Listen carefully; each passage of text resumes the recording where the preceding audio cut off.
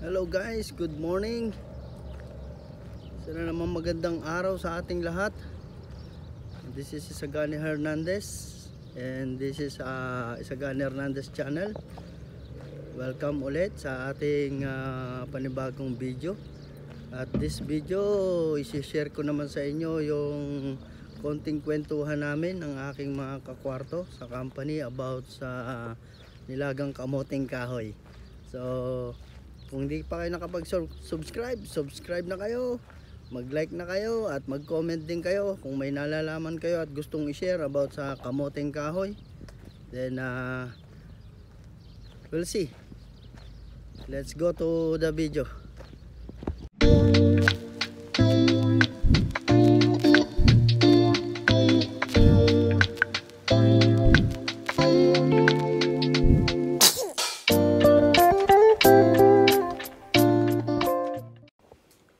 Good morning guys, dahil eto na nga, nakarating na ako sa accommodation. Galing sa bahay ko sa labas, bigla ako nagtimpla ng kape. Oh. Parang tunay lang, oh. Sabay may nilagang kamote, yan. Oh. Ganun lang. Yan lang sa mga sikat eh. Madali lang mag-vlog eh. Tapos i-vlog mo lang yung kasama mo sa kwarto, panay laro ng COC. Oh. Habang kumakain ka ng kamote. Yung oras na, alas 7:15 na. Alas 7 ang pasok. Ganyan lang, dyan ka pa. O, sa KGL ka na.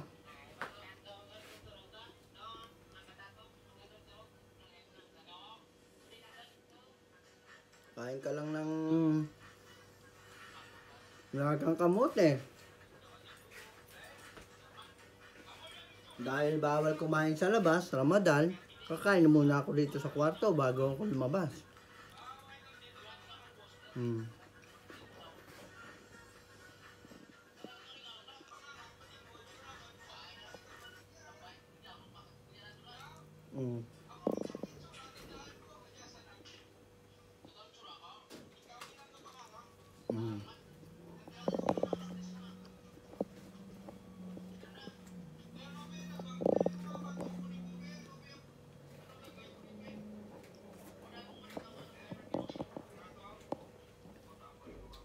Guys, parehas din ang lasa. Yung nilagang kamoting kahoy sa Pilipinas, tsaka nilagang kamoting kahoy dito sa Kuwait, parehas lang ang lasa. Oh. Totoo kaya may baligtad na tanim yan? Kamoting kahoy, nakakalason. Ewan nga, hindi ko nga alam. Sabi nila nakakalason pag baliktad ang tanim. Pero pag tinanim mo ng baliktad naman at nakasahid naman sa lupa, kung yung parte ng tinanim mo, yung sahid sa lupa, yun ang magkakaugat, itatayo din naman yun eh. Kaya lang, sabi nila, pero hindi ko pa naranasan. Hindi pa kasi ako kumain ng bunga ng kamuting kahoy na tanim na baliktad. Hindi kasi ang pagkakakabila kapag ang tatanim yun, hindi yung puno dito sumugap. Tatabasin niya pag ganun. Oo. Paislan. Oo, paislan ang hiwa. Tapos itatanim niya pag ganun din. Tatanim niya yung pag ganun din. Oo, lahat. Magkakabaligtad din pagkakatanim. Bakit hindi ba nakakalason? Hindi. Ewan, hindi. Sabi lang siguro na Siyempre nakakalason. pagka-islam mong ganun. Pag lalapag na ganyan. Tsaka- Siyempre minsan mga baliktad yung iba doon. Oo, pero ang doon, ang magtatanim. Pag tatanim niya, titignan niya. Para hindi mabaliktad. Kasi makikita mo naman sa sangayan kung saan tutubo yung yung dahon, yung sibol niya. Hindi, parang hindi mapapansin. Mapapansin mo. Kasi ako ganun kahit balibaliktarin mo yon, nagkakabaliktad lang yun kung hindi tinitignan ng magtatanim. Pero kung titignan mo, hindi mababaliktad. Kahit na 10 beses mo pang irolyo yon, pag itatanim ko, titignan ko, hindi mababaliktad. Pero paano ako nakakalason? Paano ba baliktad? Kaya lang, doon ako nagtataka yung sinasabi nila na pagbaliktad ang tanim, tapos nagkabunga, nakakalason. Ewan, hindi ko pa alam yon. Kahit yung benang ko, kahit isipin ng benang ko, ano nangyari yun? Yeah. Paano makakalason yun? Pareho din naman ng lupa yun. Saka pag tumubo yun, kahit baliktad ang tanim, siyempre magkakaugat din kung ano yung nalagay mo sa lupa. gaganon din yun eh. Bakit yung mga bagong planting, yung bagong technique ng pagtatanim ngayon, Yan nga. yung iba nilalagay sa mineral water, yung mga talong, di ba binabaliktad pa? O tapos gaganon din. Huwag nila sabihin yung mga baliktad na tanim ng talong eh makakalason din. Kaya, ibig sabihin, sa pagting ko lang sa pagluluto na yun. Oo, baka sa pagluluto. Kaya nalalason, pero...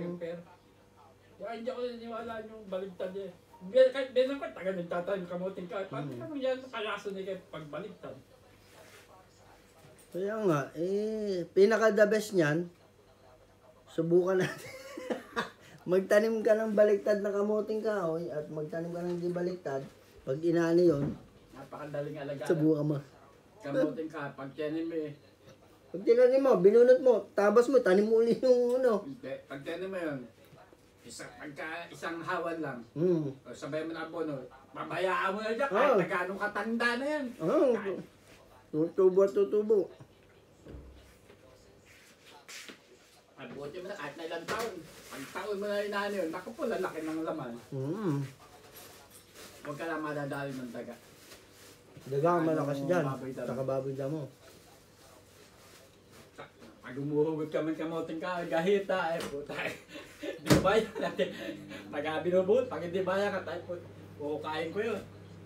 Kahit ako, laki, gabinti. Malakas lumaki ang kamuting kahoy pagka ang lupa ay ano, may mga bato-bato ng konti. Di ba sana kung gabinti na maiksi, eh hindi, ganyan kahaba kamuting ka.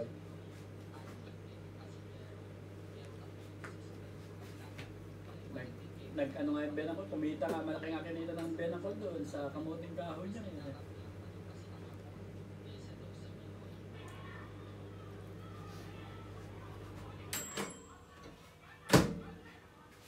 Tapos sinawalan akong trabaho, dahil nakamuting kahoy benang ko. Araw-araw yung pare, bakit pare ko ng hulo, kukuha ko kamuting kahoy, kalahating sako. Gagawin naman sa ako, ititinday na gagawin pitchi-pitchi, kung ano nagagawin sa kamuting kahoy. Yung pero may pare, bike lang dala ko. Bike na mountain bike. Iuwi ko kalahating sako na kamuting kahoy. Tapos meron pang niyog. Mga 10 niyog. Nakakaya para ng bike. Hirap lang bike. Palibasa nga pagka may karga na, pababa na, palusong na. Transformer siguro yung bike mo pare, nagiging kabayo. Hindi nga para ng bike na yun. Nalagyan mo dalawang tiklis sa magkabila. Bilib na bilib yung... O sako lang, nakasabit. Sako, nakatali lang yung sa batalya. Kasi pagka pauwi na pare, mabulusok na lahat yun. Kasi hindi ka na magpapadyak. Napakadalang ka na magpadyak. Kung uwi mo sa tinehero, papadyak ka rin pag sa highway niya. Doon ka na magpapadyak. Pag nakalabas ka sa highway, yung tenero ngayon sa may Petron, palusong pa rin yun. Palusong pa rin yun. Pababa, hanggang sa hospital, hanggang ka na. Bilib na bilib yan ko na bike. Ibig nga naman bike na yun. Pagkalakad lagi bike na yun. Pero mountain bike, pare maganda mountain bike yun. Binigay sa akin ng bilas ko. Una hiram lang, hindi ko siya solid. Sa'yo na nga eh. Ayan.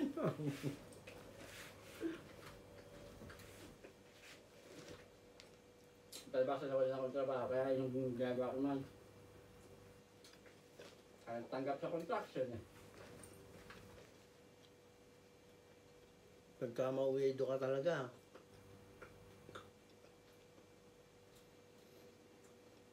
Kaya rin naman, pagka ano naman, siniguelas.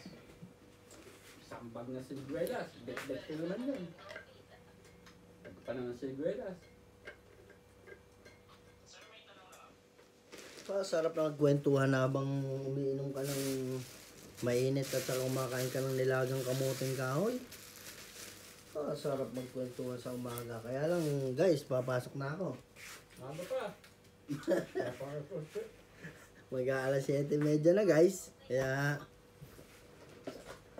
ganun lang ang pagbablog. Kaya rin to, upload na natin. At yung mga manunood, mag-like naman kayo. Mag-comment na rin kayo about kamuting kahoy. Mag-comment na rin kayo about sa mountain bike na nagiging kabayo. At yung kasama mo, nandun pa rin. Naglalaro pa rin. Oh. Si paring Marlon medyo mahihain pa sa camera kaya hanggang kwento lang siya sa experience ng kamuting kahoy. You know guys. Okay na yan guys. Saka na lang ulit. Bye bye. Mwah.